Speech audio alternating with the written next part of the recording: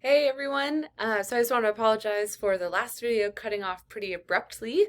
That it happens sometimes. I can't see the timer after about 10 minutes.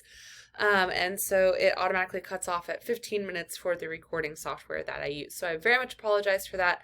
So I'll finish up talking about the finishing up the idea of albedo, and then we'll continue on talking about pressure.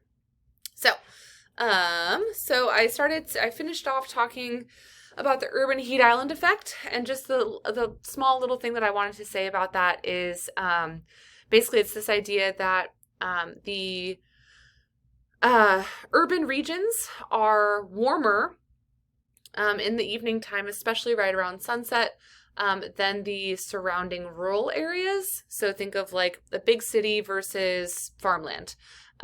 This is a very well-studied phenomenon, especially in desert areas like Phoenix and Tucson. But it's even observed here in San Francisco. So kind of an interesting thing. And it actually even turns out that within a city, if you want to kind of help cool the city down a little bit, doing something as simple as either planting a living roof or painting the roofs white will lower the temperature of a city by several degrees on average, which I just think is pretty crazy. If you ever walk around the downtown San Francisco area, I'm not saying that like all the roofs are white, but there are a lot of really cool public open spaces, green spaces that you can visit for free, which is kind of a really neat thing. So if you're ever walking around, try and pay attention to any signage on some buildings that says like free public space, public green space from the hours of like 6 a.m. to 8 p.m. or something like that. You can even think of the Salesforce Park that exists between, I think, 2nd and 1st on Mission Street. It's this really cool garden area right above the new transit center that's going in there. So kind of a cool idea. So now I want to go into talking about atmospheric pressure as a whole and the circulations that we see around different pressure systems. So when we're considering pressure, just think about what that means to you just in general, just, as in your life, what does pressure mean? What does it mean to feel heavy pressure? And kind of, try to envision what that is. And it turns out that pressure is defined as the force over an area. And then density is also defined as mass over volume. So these two ideas are very, very similar. We saw at the very beginning of these videos that density decreases with elevation, and so does pressure. So both these things kind of get lighter and lighter and lighter as you go up in the atmosphere. At the bottom little part here, it says shoe experiment. That's basically just trying to get you to, if you stand on your feet, if you stand up and stand on both your feet, weight evenly distributed between all parts of your foot, and get real zen about it. Be like, okay, I can feel the earth beneath my feet, underneath all of my toes. Bring your toes up and spread them out real big, and then put them down and be just real zen about it, and mindful. And then go from being flat-footed to going up on your toes. And you don't gain or lose any weight, right? But you feel heavier. The pressure on the balls of your feet is greater than the pressure of your weight evenly distributed between your whole 2 feet. So the amount of force that is being exerted on your foot is just gone from a large area from your whole 2 feet to a much smaller area of the ball of your foot. So the pressure that you feel then increases in that region. So kind of an interesting thing. So when we consider atmospheric pressure, we think in terms of high and low pressure.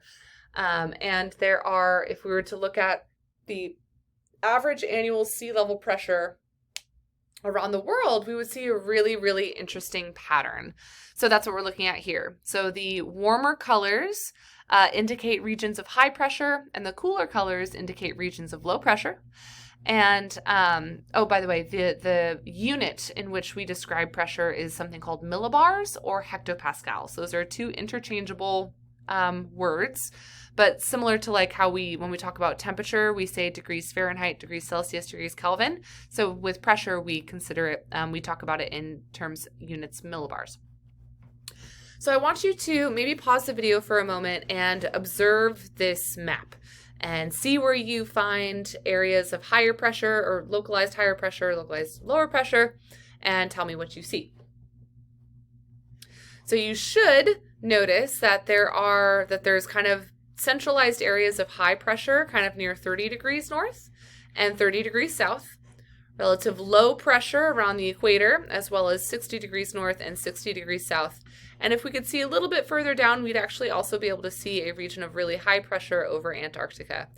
And also I want you to notice how the pattern in the southern hemisphere is way more like evenly layered, whereas in the northern hemisphere, it looks a little bit more splotchy. And consider why that is. What does the northern hemisphere have more of than the southern hemisphere? Land.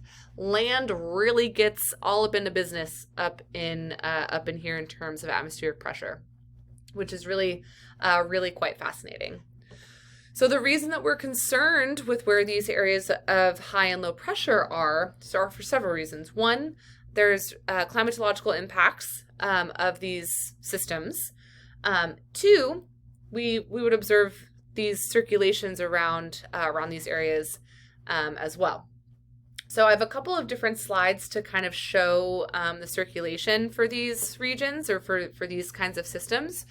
So we further can separate out these ideas into cyclonic and anticyclonic. And these can give us overall wind patterns around these low and high systems.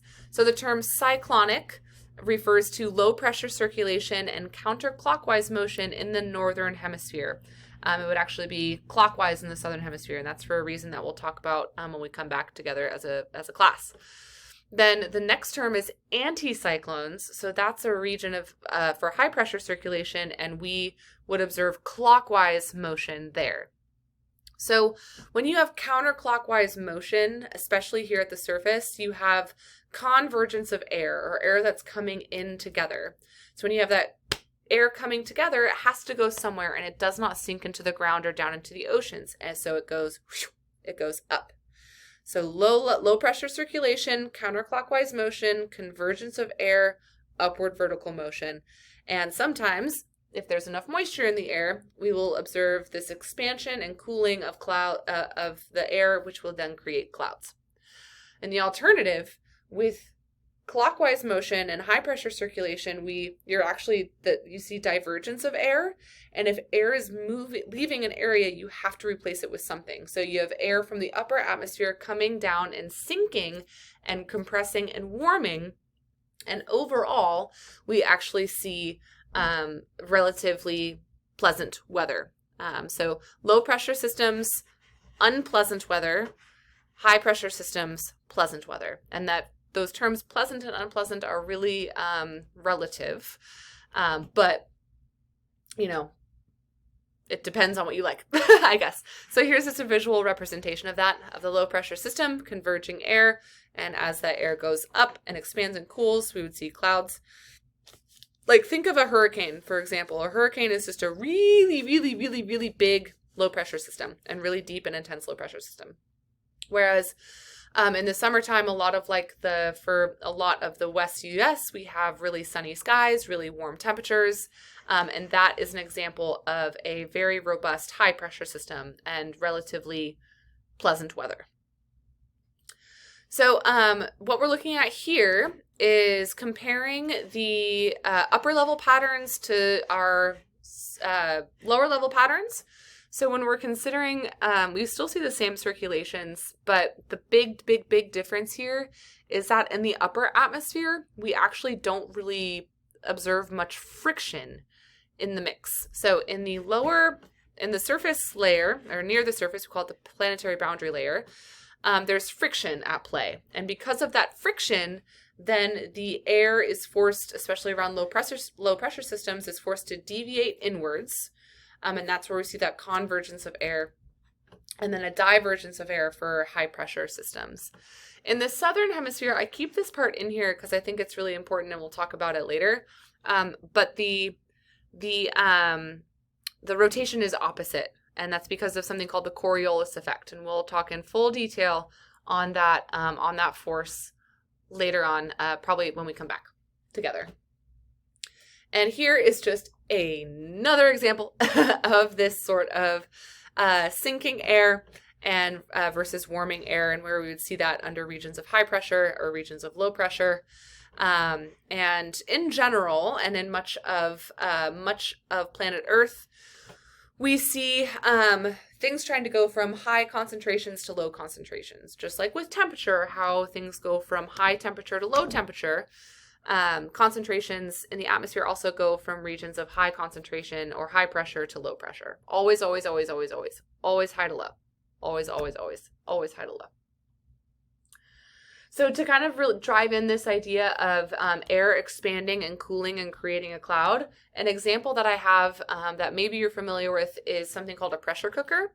So if you have a pressure cooker, you can use it on a stove or it's automatic or something like kind of like a rice cooker in a way.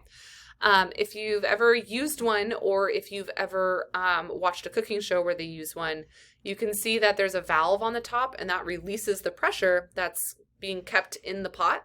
And if you were to put your hand right at the tip of this, you would burn your hand.